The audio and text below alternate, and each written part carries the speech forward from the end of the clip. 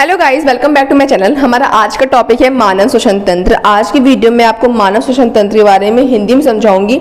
मानव श्वसन तंत्र को इंग्लिश में हम कहते हैं ह्यूमन रेस्पिरेटरी सिस्टम। ये पूरा सिस्टम समझने के लिए आपको सबसे पहले समझना पड़ेगा कि श्वसन क्या होता है, श्वसन की क्रिया क्या होती है। तो अगर मैं आपको बहुत ही सिंपल लैंग्वेज, बहुत ही आसान भाषा में बताऊं तो श्वसन का मतलब सिंपली होता है कि जब हम ऑक्सीजन को इनहेल करते हैं और ऑक्सीजन हमारे फेफड़ों तक पहुंचता है, वहां से वो ब्लड के माध्यम से होते हुए हमारी कोशिकाओं तक पहुंचता है। कोशिकाओं में कहाँ पहुंचता है? माइटोकॉन्ड्रिया के पास पहुंचता है। फिर वो ऑक्सीजन ग्लूकोज से रिएक्ट करता है और ऊर्जा निकलती है, कार्बन डाइऑक्साइड गैस निकलती है। ऊर्जा को हम यूटिलाइज कर लेते हैं। ऊर्जा मतलब बेसिकली एनर्जी, उसे हम क्या करते हैं? यूटिलाइज कर लेते हैं। और जो कार्बन डाइऑक्साइड होता है वापस से वो ब्लड के माध्यम से होते हुए, फेफड़ों से होते हुए हमारी नाक के द्वारा बाहर निकल आता है। ये पूरा कंप्लीट प्रोसेस क्या है? श्वसन है, यानी कि रेस्पिरेशन है। अब रेस्पिरेशन समझ में तो आ गया, बट आपको इसको पूरा अच्छे समझने के लिए आपको क्या समझना पड़ेगा? डायग्राम समझना पड़ेगा। जैसे मैं बार बार कहती हूँ कि साइंस में डायग्राम बहुत इंपॉर्टेंट होता है। अब डायग्राम देखो, ये हमारा एक सुंदर सा क्या है? ह्यूमन रेस्पिरेटरी सिस्टम, यानी कि मानव श्वसन तंत्र का डायग्राम है। आप इस डायग्राम को ध्यान से देखना, इवन लर्न कर लेना। अब देखो, सबसे स्टार्टिंग में हमारी क्या है? नोज है, हमारी नासिका है।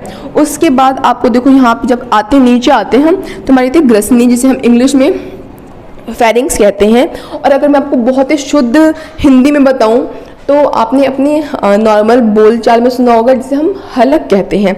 I don't know why but it sound really very bad, लेकिन इसे हम क्या कहते हैं? हलक कहते हैं। जो कि आपने नॉर्मल सुना होगा, लोग कहते हैं कि मेरी हलक से आवाज़ नहीं आ रही है, मेरी हलक से नीचे खाना नहीं उतर रहा है। तो जो हलक का इस्तेमाल हम करते हैं अपनी आम बोलचाल में, वो हलक क्या होती है? हमारी ग्रसनी यानी कि फेरिंग्स होती है। ठीक है, आगे पढ़ते हैं। कंठ, जो लैरिंग्स है हमारी, उसके नीचे हमारे फेरिंग्स के नीचे क्या है? हमारा लैरिंग्स, जो कि हमारा क्या है? कंठ है। कंठ मतलब वहाँ से वो हमारी आवाज़ निकलती है। अगर आप अपने कंठ को ऐसे प्रेस करो, दबाओ, तेज से दबाओ तो आपकी आवाज़ क्या हो जाएगी? गायब हो जाएगी, आपकी आवाज़ नहीं निकलेगी। ठीक है, देखो उसके आगे कह रहा है कि उसके आगे आपको एक नली दिख रही होगी, इसे हम कहते हैं श्वास नली, इंग्लिश में कहते हैं हम ट्रैकिया। जो आपकी श्वास नली है ये दो हिस्सों में डिवाइड हो गई है। जो दो हिस्सों में डिवाइड हुई ना श्वास नली, उसे हम कहते हैं श्वसनी। फिर जो वो दो हिस्सों में डिवाइड हुई थी ना, वो बहुत सारे जैसे पेड़ की शाखाएं होती है ना, ब्रांच, जैसे ब्रांच लाइक स्ट्रक्चर में बहुत सारे में क्या होती है? वो डिवाइड हो जाती है, जिसे हम कहते हैं श्वसनिका। ठीक है, अब उस श्वसनिका के एंड में क्या होता है? एक बलून लाइक स्ट्रक्चर, गुब्बारे नुमा एक आकृति होती है, जिसे हम कहते हैं एल्वेलाई इंग्लिश में, और हिंदी में कहते हैं कूपिका। क्या कहते हैं उसे हम? कूपिका। ठीक है, अब देखो उसके बाद दोनों लंग्स सेम से होते हैं। जो ये आपको स्ट्रक्चर दिख रहा है वो हमारा क्या है? लंग्स है। हिंदी में हम फेफड़ा भी कहते हैं, और आपके बुक के अकॉर्डिंग हम उसे फुफ्फुस कहते हैं। फुफ्फुस मतलब बेसिकली लंग्स यानी कि फेफड़ा ही होता है। अब देखो दोनों लंग्स सेम से होते हैं। जैसा ये लंग्स होता है ना, वैसे ही भी होता है। आप सोचोगे मैंने ये अलग क्यों बना दिया? ये मैंने अलग इसलिए बनाया है क्योंकि एक पे मैंने रिब्स बनाई, जो पसलियाँ होती हैं आपकी, एक मैंने वो बनाया है, और एक के अंदर मैंने क्या बनाया? जो बाकी जो स्ट्रक्चर है हमारे ब्रोंकाई, ब्रोंकियल्स, एल्वेलाई, उनके स्ट्रक्चर को मैंने दिखाया है। ठीक है, तो ये तो हो गया एक तरफ की बात। उसके बाद देखो इधर जो दिख रहा है आपको, ये है, इसे कहते हैं हम पसलियाँ हैं हमारी, रिब्स है हमारी। ठीक है, ये इधर भी होती, इधर भी होती, दोनों साइड होती है, पूरे हमारे अराउंड होती हैं, जिसे इंग्लिश में हम रिब्स कहते हैं। ठीक है, अब उसके बाद जो हमारा ये है, इसे हम कहते हैं फेफड़ा, लंग्स कहते हैं, फुफ्फुस कहते हैं। आपको नीचे एक शीट, मसल्स की शीट होती है, इसे हम डायफ्राम कहते हैं।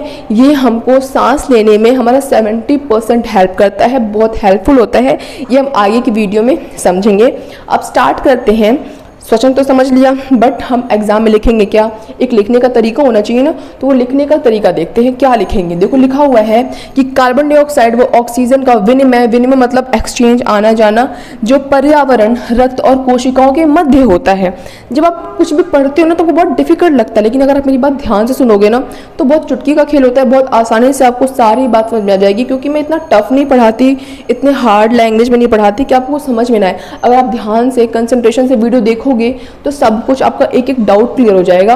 तो देखो समझो ध्यान से। कह रहा है कि जब हम ऑक्सीजन या फिर कार्बन डाइऑक्साइड को जो इनहेल और एक्सहेल करते हैं वो पर्यावरण से तो करते हैं। एक बार बताओ, ऑक्सीजन का सिलेंडर थोड़ा लगाते हैं हम, जाहिर सी बात है एनवायरमेंट से लेते हैं, पर्यावरण से लेते हैं। तो ऑक्सीजन हमने लिया, ठीक है। फिर कह रहा है वो किसके मध्य होता है, रक्त यानी कि ब्लड से होते हुए हमारी कोशिकाओं तक जाता है। फिर कह रहा है तथा कोशिकाओं द्वारा उत्सर्जित कार्बन डाइऑक्साइड का परिवहन कर फेफड़ों के द्वारा वायुमंडल में छोड़ा जाता है।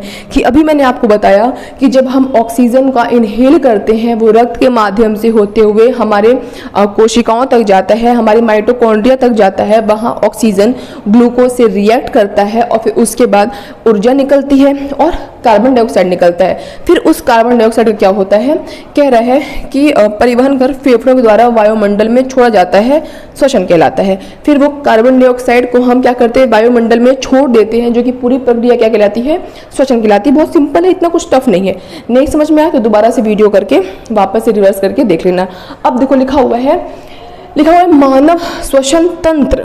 ठीक है, तंत्र मतलब बेसिकली क्या होता है, तंत्र मतलब होता है सिस्टम, यानी कि मानव जो तंत्र है, श्वसन तंत्र है, उसमें हम ये समझेंगे कि जो श्वसन है, जो रेस्पिरेशन का पूरा प्रोसेस है, वो किस किस सिस्टम के जरिए हो रहा है, पूरा प्रोसेस कैसे कंप्लीट हो रहा है, उसका मतलब होता है तंत्र। हम उस तंत्र में पढ़ेंगे। उस तंत्र में बेसिकली हम जो एक एक पार्ट्स हमने यहाँ पे लिखे हुए हैं ना, वो सारे पार्ट्स हम एक एक करके पढ़ लेंगे। बहुत सिंपल है, बिल्कुल भी कठिन नहीं है। डायग्राम समझ लो, सब कुछ बहुत ही सिंपल हो जाता है।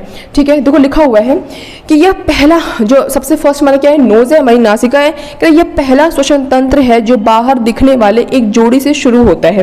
कि जब हम ऑक्सीजन को इनहेल करते, जब हम सांस लेते हैं, तो वो सांस किसके जरिए लेते हैं, हम नाक के जरिए लेते हैं। ये एक जरिया है, एक पैसेज है, हम नाक से सांस नहीं लेते हैं।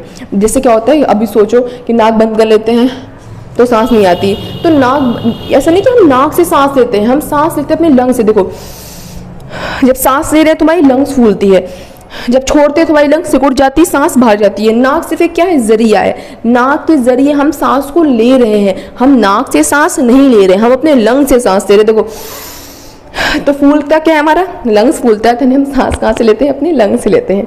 ठीक है, अब देखो जो नाक है हमारी, जो बेसिकली नोज है हमारी, वो कहाँ है, अंदर किसी की छुपी नहीं होती ना, सबकी नाक कहाँ होती है, बाहर होती है। बाहर दिखने वाला एक अंग है और इसके अंदर दो नॉस्ट्रिल्स होते हैं। इसके थ्रू हम क्या करते हैं, ऑक्सीजन को इनहेल करते हैं।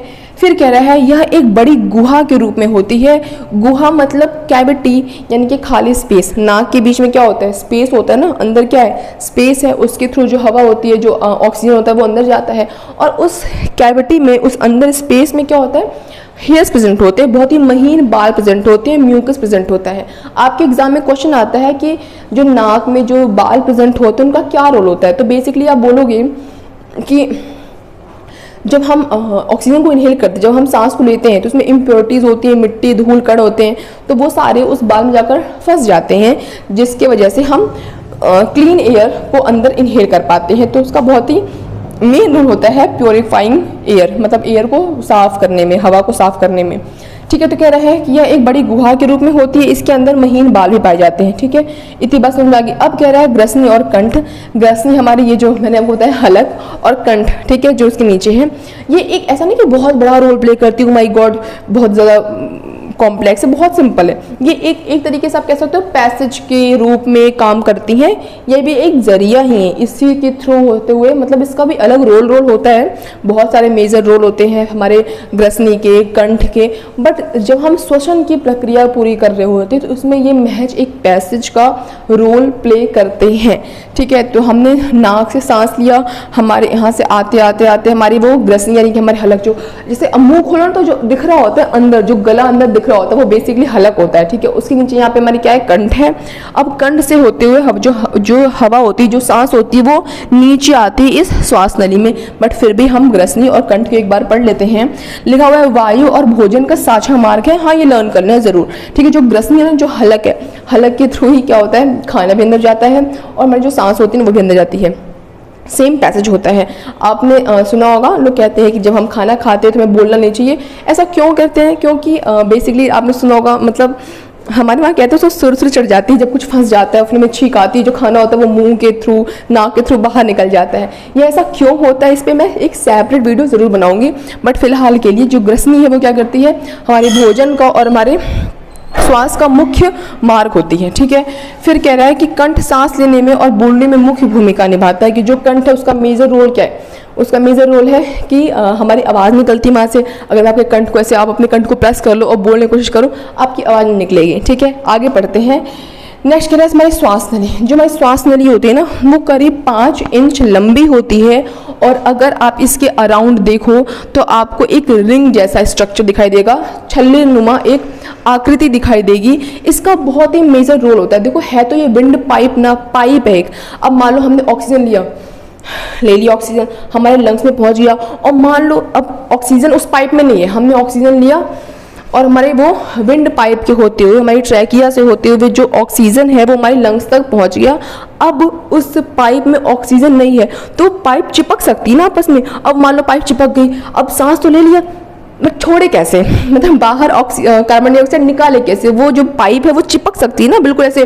तो वो जो कार्टिलेज है ना, जो ये छल्ले आपको दिख रहे हैं, जिसे हिंदी में हम क्या कहते हैं, जिसे हम कहते हैं उपास्थि वलय, कार्टिलेज। ठीक है, ये क्या करती है, उस पाइप को चिपकने से प्रिवेंट करती, ताकि वो जब ऑक्सीजन मौजूद ना हो, जब कार्बन डाइऑक्साइड मौजूद ना हो इस पाइप में, उसके बावजूद भी ये पाइप चिपके नहीं। आपने देखा घर में जो पाइप होती है, हम जब टैप खोलते हैं पाइप से पानी जा रहा होता है, जैसे टैप बंद करते हैं पाइप चिपक जाती है। वैसे मान लो किसी के श्वास जो ये ट्रैकिया वो चिपक जाए, तो वो ऑक्सीजन को इनहेल या फिर सांस तो ले ली, अब छोड़ेगा कैसे, है ना, मर जाएगा वो तो बेचारा। तो वो जो कार्टिलेज होती है ना, ये बहुत ही मेजर रोल प्ले करती है, बहुत इंपॉर्टेंट है, बहुत ज़्यादा इंपॉर्टेंट है, बहुत ही फ्लेक्सिबल टाइप की होती है। ठीक है, तो लिखा हुआ है करीब 5 इंच लंबी होती है, जो हवा को पहुंचाने का कार्य करती है। ठीक है, इसी के थ्रू जो हवा होती है वो पहुंचती है, और इसीलिए यहाँ पे क्या होती है, कार्टिलेज होती है, यानी कि उपास्थि वलय होता है, ताकि जो पाइप है वो आपस में चिपके नहीं। नेक्स्ट पढ़ते हैं, कह रहे हैं कि जो हवा को पहुंचाने कार्य करती है, और उपास्थि वलय सी प्रकार का छल्ला नुमा होता है, यानी कि सी शेप का होता है, एक छल्ला नुमा होता है। और कर को क्या हो गया, ठीक है, यह श्वास नली को आपस में चिपकने से रोकती है। कि जो हमारी ये कार्टिलेज है ना, वो क्या करती है, हमारी जो श्वास नली से चिपकने से रोकती है। इतने अच्छे से तो बता दिया, और मुझे नहीं लगता समझाने की ज़रूरत है कि क्यों ये कार्टिलेज हमारे विंड पाइप में है। ठीक है, अब आगे पढ़ते हैं। नेक्स्ट हमारा श्वसनी और श्वसनिका, यानी कि जो ये हमारा ट्रैकिया था, ये 2 हिस्सों में बटा था, ब्रोंकाई और ब्रोंक्यूलस। तो जो ब्रोंकाई उसे हिंदी में श्वसनी कहते हैं, जो ब्रोंकाई बहुत सारों में बट गया, बहुत सारों में बट गया, जो बहुत सारा है वो क्या है, वो हमारा श्वसनिका है। ठीक है, अब देखो इनका मेजर रोल पढ़ते हैं। ये भी एक तरीके क्या है, सब कुछ क्या है, पैसेज है ना, ऑक्सीजन ले रहे हैं, यहीं पे कोई छेद होता है डायरेक्टली ले लेते, बट पूरा क्या एक सिस्टम है ना, एक सिस्टम के जरिए काम हो रहा है, एक प्रॉपर सिस्टम है। तो उस सिस्टम के जरिए हम क्या करते हैं, ऑक्सीजन को इनहेल और कार्बन डाइऑक्साइड को एक्सहेल करते हैं। तो कह रहा है श्वसनी और श्वसनिका में कि श्वास नली 2 भागों में बट जाती है, जिसे श्वसनी कहते हैं। जो श्वास नली है 2 भागों में बट गई, क्या हो गई, वो श्वसनी हो गई। फिर कह रहा है और श्वसनी आगे चलकर कई और शाखाओं में विभाजित हो जाती है, जिसे हम श्वसनिका कहते हैं। कि जो ये श्वसनी है वो बहुत सारी शाखाओं में विभाजित हो गई, जिसे हम क्या कहते हैं, श्वसनिका कहते हैं। अब इतना आपको अच्छे समझ में आया होगा। हमारा ये दो क्या है, नोज के बाद हमारा फेरिंग्स, फिर हमारा लैरिंग्स, फिर हमारा ट्रैकिया, फिर हमारा ब्रोंकाई, फिर हमारा ब्रोंक्यूल्स। अब उसके लास्ट में क्या आता है, उसके लास्ट में आता है हमारा एल्विलाई। आप इसका स्क्रीनशॉट लो, मैं अब इसके आगे आपको पढ़ाती हूँ। सो गाइज आगे पढ़ते हैं। आगे हम पढ़ेंगे अपनी एल्विलाई यानी कि अपनी कूपिका के बारे में। कूपिका ना एक बहुत ही इंटरेस्टिंग फैक्ट है। पता है आपको, आपके लंग्स में यानी कि आपके फेफड़ों में कितनी कूपिकाएं होती हैं, अबाउट या फिर अप्रोक्स 300 मिलियन, जो कि एक बहुत ही बड़ी, एक बहुत ही ह्यूज संख्या है, बहुत ही ज़्यादा। ठीक है, तो कितना इंटरेस्टिंग है, सोचने से लग रहा है। तो कह रहे हैं कूपिका क्या है, यह गुब्बार जैसी आकृति का श्वसनिका के अंत में होती है। गुब्बार जैसी आकृति, यह गुब्बार जैसी आकृति जो कि श्वसनिका के अंत में होती है। जो हमारी ये श्वसनिका है ना, इसके अंत में बहुत सारी क्या होती हैं, हमारी एल्विलाई यानी हमारी की कूपिका होती हैं, जिसकी आकृति कैसी होती है, गुब्बार जैसी। बेसिकली ना फूलती हैं फिर पिचकती हैं। जब हम सांस लेते हैं ना, तो वो ऐसे पूरे पैसेज से होते होते जो ये एल्विलाई है ना, जो ये कूपिका है, इनके अंदर जो सांस होती है, जो ऑक्सीजन होती है, वो भर जाती है। फिर वो फूलती है, तो लंग्स का साइज फूल जाता है। जब पिचकती हैं तो लंग्स का साइज भी क्या होता है, पिचक जाता है। ठीक है, अब देखो लिखा हुआ है कि इसकी संख्या फेफड़ों में लगभग 300 मिलियन होती है, जो कि बहुत ज़्यादा होती हैं। गैसों का विनिमय इन कूपिका के माध्यम से ही होता है, कि जो आपकी गैसों का विनिमय होता है, यानी कि जो ऑक्सीजन आपके ब्लड में जाता है, मतलब सेल्स के पास जाता है, फिर सेल से जो कार्बन डाइऑक्साइड वापस आता है, वो इसी कूपिका के माध्यम से ही होता है। कोई भी चीज़ जो ट्रांसफ़र होती है वो ऐसा नहीं कि लंग्स के अंदर, लंग्स से बाहर, वो कैसे जा रही है, जो आपकी ऑक्सीजन अंदर बाहर कैसे जा पा रहा है, इस कूपिका के माध्यम से होते हुए जो आपका ऑक्सीजन है वो भी हमारे सेल्स के पास तक जा पा रहा है, कोशिकाओं के पास तक, और जो आपका कार्बन डाइऑक्साइड है वो भी इन्हीं के माध्यम से आपकी नाक के द्वारा से बाहर आ पा रहा है। ठीक है, अब आगे बढ़ते हैं।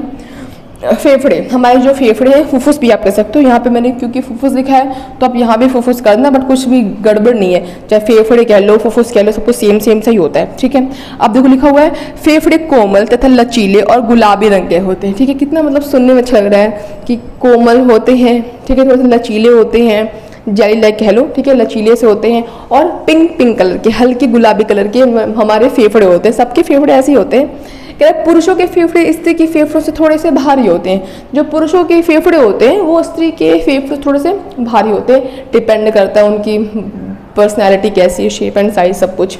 ठीक है, फिर कह रहे हैं दायां फेफड़ा, बहुत इंपॉर्टेंट पॉइंट है, वेरी इंपॉर्टेंट पॉइंट। दायां फेफड़ा बाएं फेफड़े से छोटा, चौड़ा और भारी होता है। जो दायां फेफड़ा है, जो दाएं साइड वाला, ये मेरा राइट साइड है, हाँ ये मेरा राइट साइड है। ठीक है, तो जो मेरा इधर वाला जो फेफड़ा है ना, जो लंग्स है, वो छोटा है। ठीक है, अभी वो छोटा क्यों है, क्योंकि उसके नीचे लीवर है, तो उसको औसतन क्या होना पड़ेगा, छोटा होना पड़ेगा। और जो मेरा लेफ्ट साइड का, मेरा नहीं सबका, सभी लोगों का जो लेफ्ट साइड वाला जो लंग्स है, जो फेफड़ा है, वो इससे थोड़ा सा बड़ा है, लेकिन थोड़ा सा पतला है। अब पतला और लंबा क्यों है, क्योंकि उसके बीच में हार्ट है ना। आपके हल्का सा लेफ्ट साइड क्या होता है, हार्ट होता है, सेंटर में होता है, बट लेफ्ट को टिल्टेड होता है ना, तो इसलिए जो लेफ्ट हमारा राइट वाला जो लंग्स है वो थोड़ा सा छोटा है, क्योंकि उसके नीचे लिवर है। जो बायां साइड वाला जो फेफड़ा है वो थोड़ा सा लंबा है और पतला है। ऐसा इसलिए क्योंकि उसके बीच में हार्ट के लिए जगह होनी चाहिए। हृदय कहाँ रहेगा आपका, हृदय के लिए भी तो जगह चाहिए, तो उसके लिए जगह होती है बीच में। तो देखो क्या लिखा है, दायां फेफड़ा बाएं फेफड़े से छोटा, चौड़ा और भारी होता है, ताकि बाईं और हृदय के लिए जगह बन सके, क्योंकि बाईं तरफ हमारी क्या रहती है, हृदय रहता है, तो उसके लिए जगह बन सके। ठीक है, अब हम पढ़ते हैं हमारा डायफ्राम। डायफ्राम मैंने आपको बताया बहुत इंपॉर्टेंट होता है हमारे श्वसन की प्रक्रिया में। डायफ्राम बहुत ही ह्यूज रोल प्ले करता है। कैसे, कि जब डायफ्राम नीचे जाता है, एक मसल्स है, एक शीट के मसल्स की एक शीट है, जब डायफ्राम नीचे जाता है तो अब देखो लंग्स के पास इतनी शक्ति नहीं होती कि वो अपने आप से फूल सके, अपने आप से पिचक सके।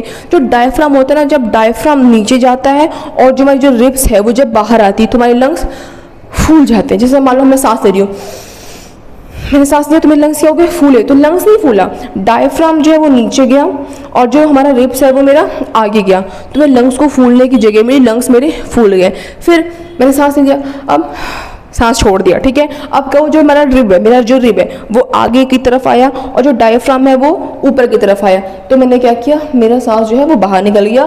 तो इस तरीके से जो आपका डायफ्राम होता है वो बहुत ही मेन, बहुत ही इंपॉर्टेंट रोल प्ले करता है। अब आपके मन में आ रहा होगा, जो प्रेग्नेंट लेडीज होती है उनका जो पेट बहुत ज़्यादा निकल जाता है, उनके पास उनका डायफ्राम नीचे कैसे जाता है, क्योंकि जो अंदर जो बेबी होता है वो पूरा जगह ले लेता है ना। तो आपके मन में आ सकता है मे बी कि कैसे वो सांस लेते होंगे, तो ना उनके जो रिब्स होते हैं ना वो इंपॉर्टेंट रोल प्ले करते हैं। जो उनके रिब्स होते हैं वो फिर फूलते हैं, मतलब आगे की जाते हैं, पीछे को आते हैं, जिससे वो आसानी से सांस ले पाती हैं। ठीक है, अब देखो नेक्स्ट, डायफ्राम नीचे आता है तब कोई व्यक्ति सांस लेता है, और जब डायफ्राम ऊपर की ओर आता है तो कोई व्यक्ति सांस छोड़ता है। समझा दी मैंने कैसे। अब नेक्स्ट कह रहा है फुफ्फुस झिल्ली। फुफ्फुस झिल्ली मैंने यहाँ पे लिखा नहीं है, बट जो आपको ये आउटर लेयरिंग दिख रही है ना, ये जो बाहर की लेयर, इसे कहते हैं हम प्लेरा मेम्ब्रेन। किधर को लिखो तो दिखेगा, ये हमारी है प्लेरा मेम्ब्रेन, यानी कि हिंदी में लिखो ना, हिंदी में पढ़ा रही हो तो फुफ्फुस झिल्ली, फुफ्फुस झिल्ली। ठीक है, झिल्ली मतलब मेम्ब्रेन है, हमको क्या करती है, जैसे आसपास ऑर्गन्स होते हैं, हम एक्सरसाइज करते हैं, बहुत सारी चीज़ें करते हैं, तो हमारे लंग्स को घर्षण फील ना हो, फ्रिक्शन ना हो, उससे ये मेम्ब्रेन क्या करती है, हमारे लंग्स को प्रोटेक्शन प्रोवाइड करती है, सुरक्षा देती है। ठीक है, उसके बाद हमारा क्या रह गया है, मतलब पढ़ देती हूँ, फेफड़ों की सतह पर घर्षण को कम करता है। नेक्स्ट हमारी है पसलियाँ, जो यहाँ साइड हमारी जो पसलियाँ होती हैं वो क्या करती है, हमारा जो लंग्स है, अभी आपने पढ़ा था ना कितना कोमल लचीला सा होता है, हार्ट भी बहुत ही कोमल होता है, सॉफ्ट होता है, तो उनको चोट ना लग जाए उनके लिए प्रोटेक्शन का काम कौन करता है, रिब्स करता है। तो ये पूरा जो तंत्र था ना, हमने पूरा तंत्र पढ़ लिया। अब एक बार मैं आपको बता देती हूँ कैसे हम सांस लेते हैं। अब देखो, हमने नोज से, नसिका के माध्यम से सांस लिया, नसिका के माध्यम से जो हमारी जो ऑक्सीजन है वो ग्रसनी से होते हुए फिर कंठ से होते हुए इस श्वास नली में आई, श्वास नली आगे जाके दो हिस्सों में बट गई, उस दो हिस्सों को हम क्या कहते हैं, श्वसनी कहते हैं। फिर जो ये दो हिस्से थे बहुत सारे हिस्सों में बट गए, उसे हम श्वसनिका कहते हैं। उसके एंड में बहुत सारे बलून लाइक स्ट्रक्चर जिसे हम एल्वोलाई यानी कि कूपिका कहते हैं। कूपिका में ऑक्सीजन आया, वहाँ से ब्लड के माध्यम से होते हुए जो ऑक्सीजन वो पूरी बॉडी में चला गया, ब्लड के थ्रू पूरी कोशिका तक चला गया, माइटोकॉन्ड्रिया तक चला गया, वहाँ पे ग्लूकोज है, ऑक्सीजन उस ग्लूकोज से क्या होता है, रिएक्ट करता है, ऊर्जा निकलती है यानी कि एनर्जी निकलती है, कार्बन डाइऑक्साइड गैस निकलती है, एनर्जी को हम यूटिलाइज कर लेते हैं। फिर उसके बाद जो कार्बन डाइऑक्साइड गैस है उसे हम उसी माध्यम से मतलब ब्लड के रास्ते वो मिलती आती है एल्वोलाई के थ्रू, फिर वापस सेम प्रोसेस से हमारी नाक के रास्ते बाहर निकल जाती है। तो सांस कैसे लेते हैं, ऑक्सीजन कैसे लेते हैं, फिर कार्बन डाइऑक्साइड कैसे चला आता है, ये भी तो सोचने वाली बात है ना। सपोज दैट एक डब्बा है, एक कोई बॉक्स रखा हो, कुछ भी रख लो XYZ, उसके अंदर मैंने ऑक्सीजन डाला, जब ऐसे पलटूंगी तो क्या कार्बन डाइऑक्साइड निकलेगा? नहीं। ऐसा क्या हो गया कि हमने लिया ऑक्सीजन और जब निकाल रहे हैं तो कार्बन डाइऑक्साइड गैस निकल रही है। तो वो पूरा प्रोसेस कौन सा है, जो एरोबिक रेस्पिरेशन हो रहा है, कहाँ पे, हमारे माइटोकॉन्ड्रिया में, कि हम ऑक्सीजन को ग्लूकोज से मिला रहे हैं तो एनर्जी निकल रही है, कार्बन डाइऑक्साइड गैस निकल रही है जो कि हम बाहर एक्सहेल कर दे रहे हैं। कभी और हम इस टॉपिक में डिटेल से बात करेंगे, बट फिलहाल आज की वीडियो के लिए बस इतना ही। मैं उम्मीद करती हूँ मैंने आपको छोटी से छोटी बात बहुत ही डिटेल में समझा दी, आपको कोई डाउट नहीं होगा। बट फिर भी कोई डाउट है आपका तो आप कमेंट बॉक्स में मैसेज करना, मतलब कमेंट बॉक्स में कमेंट करना, मैं उसका रिप्लाई देने की बहुत जल्दी कोशिश करूंगी। फिलहाल आज के इस वीडियो के लिए बस इतना ही, मिलेंगे नेक्स्ट वीडियो में एक और इंटरेस्टिंग टॉपिक के साथ। तब तक अगर आपको मेरी वीडियो अच्छी लगी हो, इंटरेस्टिंग लगी हो, यूजफुल लगी हो तो मेरी वीडियो को लाइक करना और मेरे चैनल को सब्सक्राइब करना बिल्कुल ना भूलें। That's all, bye guys.